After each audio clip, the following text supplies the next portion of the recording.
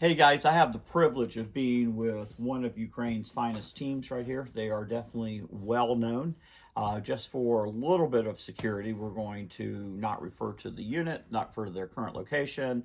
And this is just a proud member right here who's going to share some insights on what it takes to win in this current battlefield here in Ukraine to remove a force that is what 20 times larger than the country of Ukraine, and to take guys who are literally civilians just a few years ago and to come into a top tier unit that's very effective on the battlefield. So, young man, thanks for your time. I'll always like to ask this: before the war, what was your job? Okay, I was a veterinarian. I worked in Ukraine. After I last, before war, I work in Norway, and in second day of war, I come back to Ukraine. In first battles, I was in summer of 22. Now I am in a new squad. So first time I was in first year I was combat medic. Sometime drive in armored car with M2 Browning, machine gunner, because we don't have so much people and sometimes you must have do a lot of jobs, you know.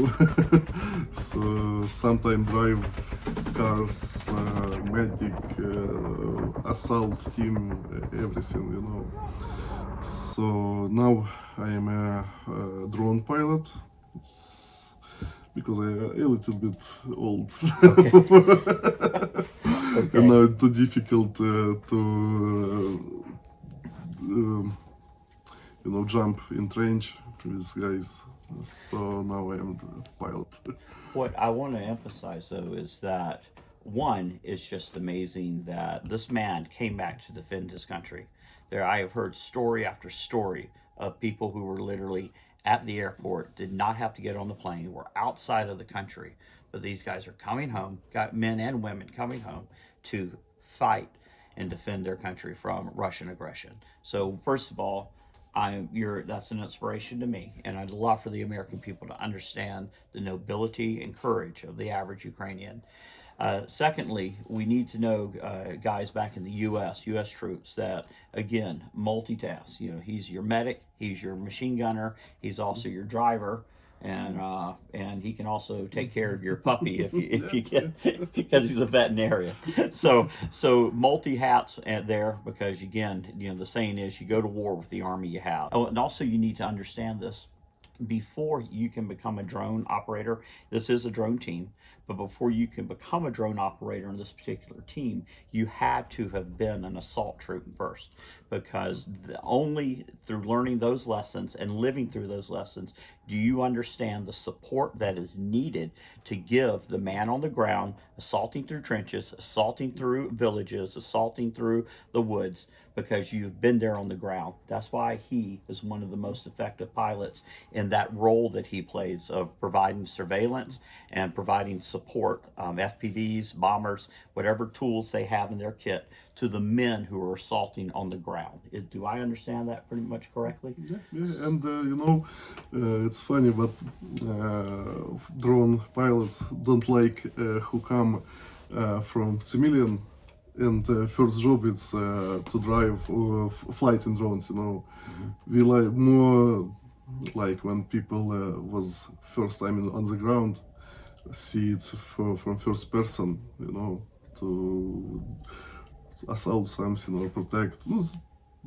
Who was in battle, and after come to drones, because just take RC, you know, and flight. And you know, from the west, you know, we're typically, since we do have typically air superiority, we're not used to having static lines for months or years with only kilometer movements sometimes.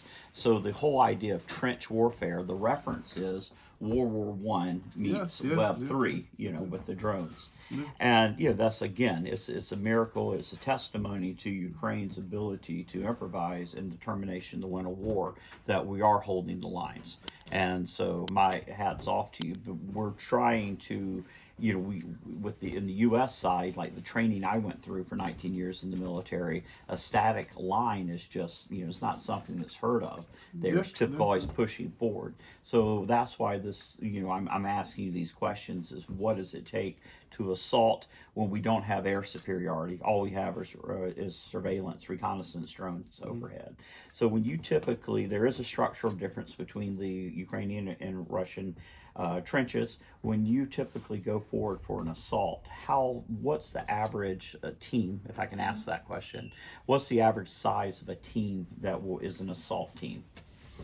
Because we have so much operations, so sometimes 6 people, sometimes 15. Маленькие группы, small groups. Small groups. Okay. Yes. Okay, so at least 6 men, conservatively. six. When they push through to those trenches, is the deployment, and I know it varies from area of operation, the AOs, but is that typically deployed out of an armored personnel carrier, and they'll begin the assault there? Or does it go trench to trench, or what's the? Trench to trench is it's usually used. Need to push one point in it's forest line. Okay. Because we have very big fields, so we have these forest lines, and the most difficult is to push first point somewhere in this line, at center, sometime in the first, and after people go inside in trench, and after go and clear the trench. Clear Okay. trenches. Yeah. What can you speak of the tactic of clearing a trench, with Ukrainian methods, more effective methods? So we're aware that typically a drone is overhead. Yeah, it's Mavic. It's our eyes. Without these drones, it's impossible now in this war. So because FPV drones, it's almost blind too. Without first Mavic show some point, and just after we go there. So when assaults go inside trench, find enemies. If it's possible, they in radio ask to come FPV. But usually it's like artillery first go, after FPV very good use to hold people inside of ground. It's like machine gun before, to how it's you shoot a lot to push enemy, Yeah. So same we can use with FPV. Sometimes it don't take some explosive, just empty drone and flight around, Okay. and this sound. Yeah. Suppresses their action. Yes. Okay. Yes. And it Okay. can flight 20 minutes without, because it's very light. So you could just fly around this forest line. Yeah. And after, when the battery is low, take another. So we use them 2-3 empty drone, and Okay. after go with something big. So that gives you some freedom of movement, because again, Piras thinks that you don't know what drone's meant for you or not meant for you. Because all right, that's brilliant. That's a very smart tactic right there. So the movement of your team as you're going through. My curious about the drones. The trenches. Are they typically covered? Because tunnels now? Now, in tunnels, no, I never saw this. Just small for 5-10 meters, not more. But to cover all the forest line where it's kilometer, use just trees, bushes, Yeah. Entrances and blindages. Blindage, and yeah, blindage is kind of like a part of the trench that's covered. Now use a lot of fish nets, Yeah, okay. to catch FPV. We'll come in here at this particular location and they'll cut fish nets up for soldiers, like big okay. What have I not asked? What are some other thoughts on trench clearing? Is some of the best practices that you teach your men?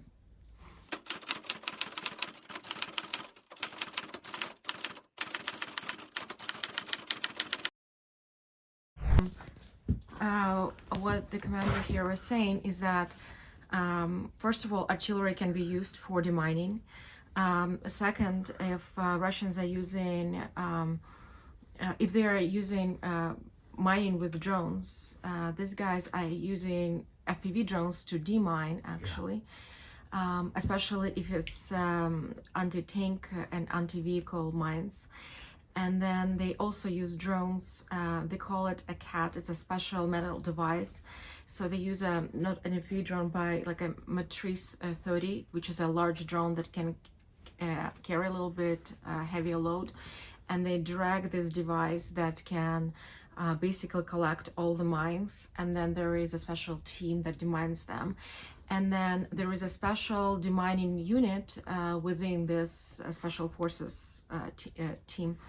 And there is one demining person in each assault group that goes with them. So he would be responsible for demining the booby traps with hands, demining the entrances to foxholes and to blindages and so on.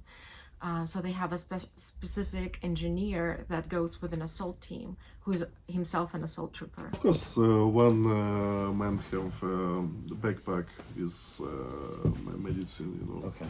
But almost every people can give first medic help. Okay, so there's a basic level of especially in your unit, because I know your unit is trained to a higher level right there, and so I'm glad to hear that you do have enough trained medics that you're able to have that with your teams when you assault. So just hopefully this question comes through clearly. What mindset makes for the some of your better assault members? What's the mindset needed to be successful or effective?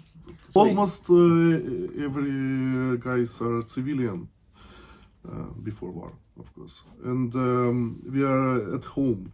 So this is first what we have in mind. Sometimes, of course, sometimes somebody afraid. We never push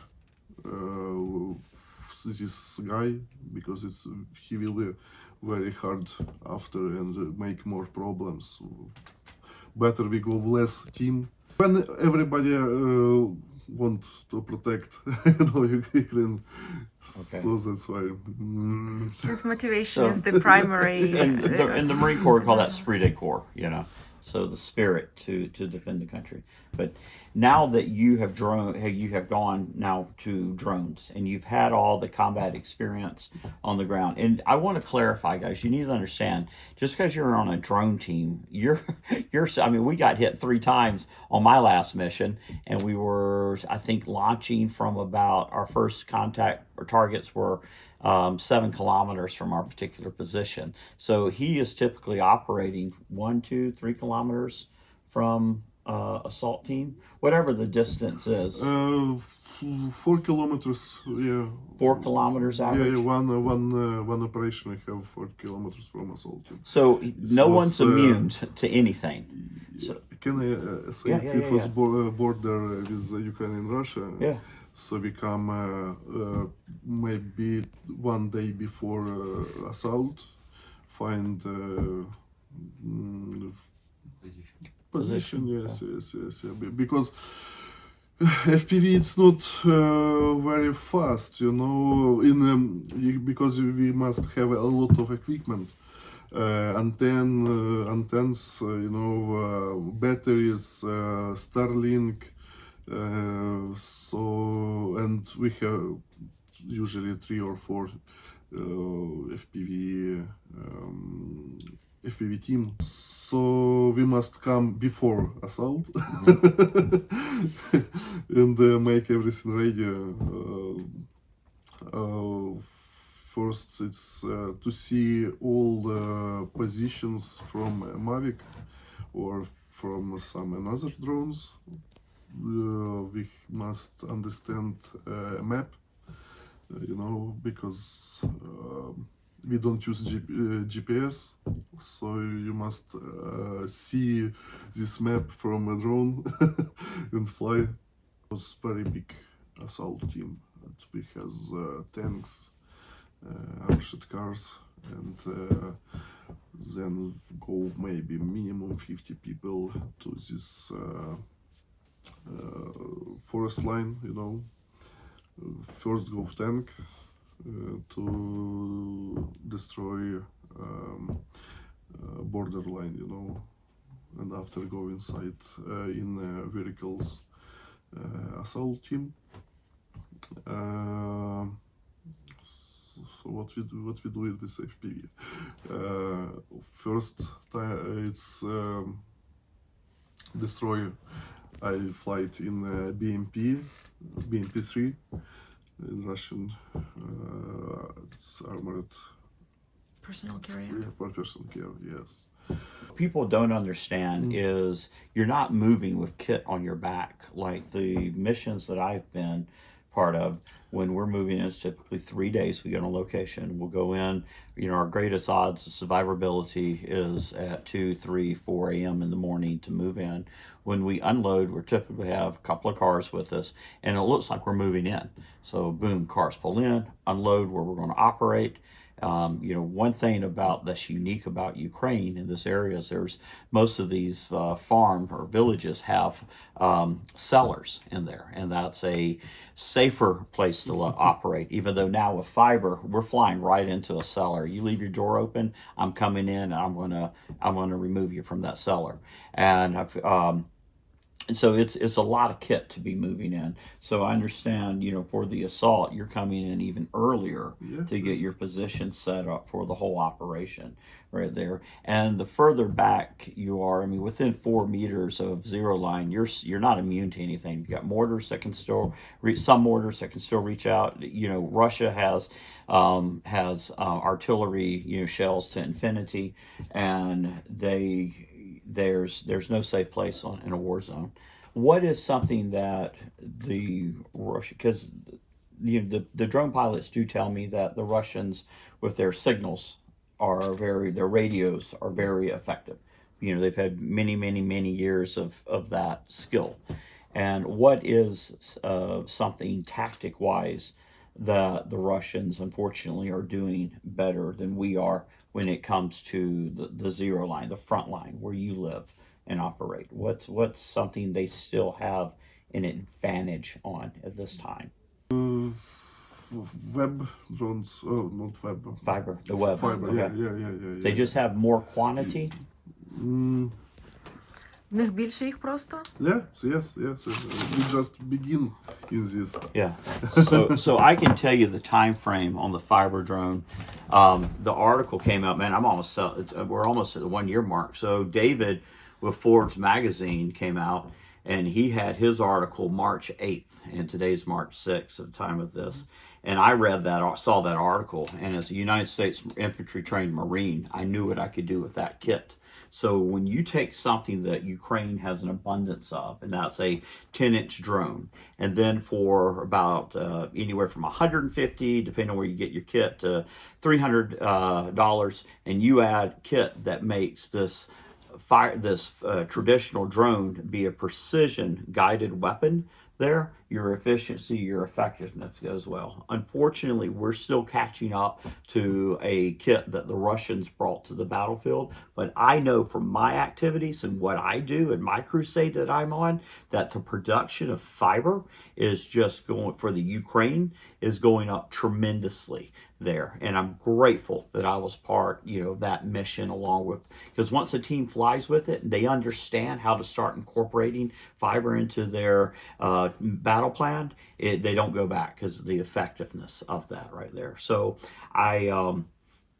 You know, I wish we were in front of the fiber thing, but we're catching up, brother. And that's why America and anyone, you know, people are watching. We gotta, you know, your support is so critical. You know, there's only one chance to be on the right side of history.